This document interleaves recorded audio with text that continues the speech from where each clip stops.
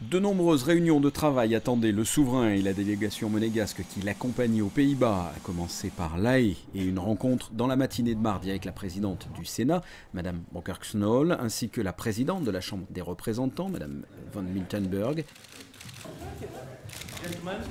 Visite qui s'est poursuivie par un entretien avec le Premier ministre Mark Rutte.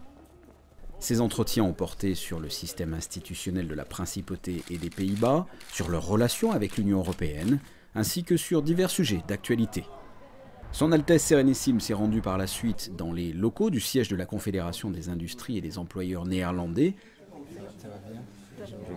Le prince a assisté à 2 signatures. Tout d'abord, la signature d'un arrangement cadre avec le ministère des Affaires étrangères et Monaco, en la présence de Gilles Tonelli, ambassadeur de Monaco aux Pays-Bas, et la signature d'un accord entre le patronat néerlandais et la Chambre de développement économique de Monaco.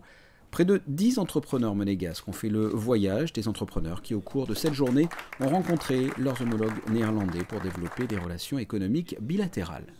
C'est une mission qui est dans le cadre d'un voyage officiel. C'est un avantage très important, vous le savez. Ça nous a permis d'avoir des interlocuteurs hollandais de très haut niveau. Un mot sur les entreprises monégasques qui ont fait le voyage. Ces entreprises sont représentatives des success stories monégasques, puisque nous avons aussi bien des sociétés comme Single Boy Mooring, qui aujourd'hui est le premier groupe mondial de offshore, mais aussi des sociétés comme Monaco Resource Group, comme Dietzmann, ou le syndicat des énergies renouvelables. Enfin, nous avons aussi le groupe Giraudy, qui est leader européen dans la viande. Le groupe Giraudy travaille depuis de nombreuses années avec des agriculteurs hollandais. Giraudy y exporte du veau dans toute l'Europe et prochainement en Amérique et au Japon. Comme je dis, première chose, c'est la protection des animaux. Deuxième chose, c'est l'alimentation qu'ils prennent, que c'est très naturel. Et c'est hormone free, c'est vraiment sans hormones. C'est un produit spécial qu'on vend aussi. Nous, à Monaco, on a des restaurants, on vend ça comme la grande qualité de veau dans tout le monde. Et l'Hollande, c'est un pays magnifique, pourquoi ils sont très bien organisés dans toutes les choses. Suite de la visite officielle, direction Apeldoorn, au centre des Pays-Bas, à 1 heure d'Amsterdam, le prince et le roi des Pays-Bas ont inauguré au palais royal de Hethlo, dans l'après-midi de mardi, l'exposition hommage à la princesse Grace. C'est dans ce prestigieux cadre qu'un dîner officiel a été donné dans la soirée en l'honneur du prince Albert II, en présence du roi et de la reine des Pays-Bas, ainsi que de la princesse Béatrix.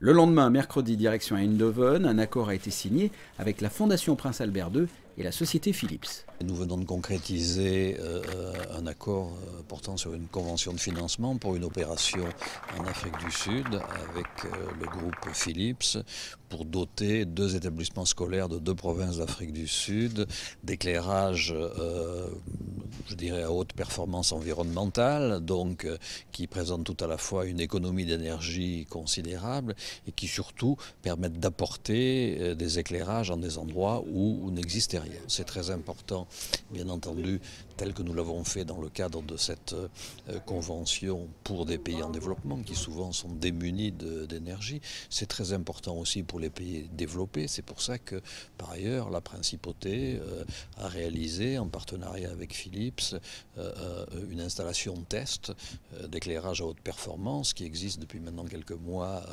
sur l'avenue Princesse Grace et qui nous permet de vérifier qu'on peut avoir des conditions d'éclairage bien meilleures avec les nouvelles technologies, avec des coûts d'exploitation et des consommations qui sont en décroissance considérable. À l'issue de cette signature et pour clore ce voyage, le souverain a visité le campus des hautes technologies de la société néerlandaise Philips.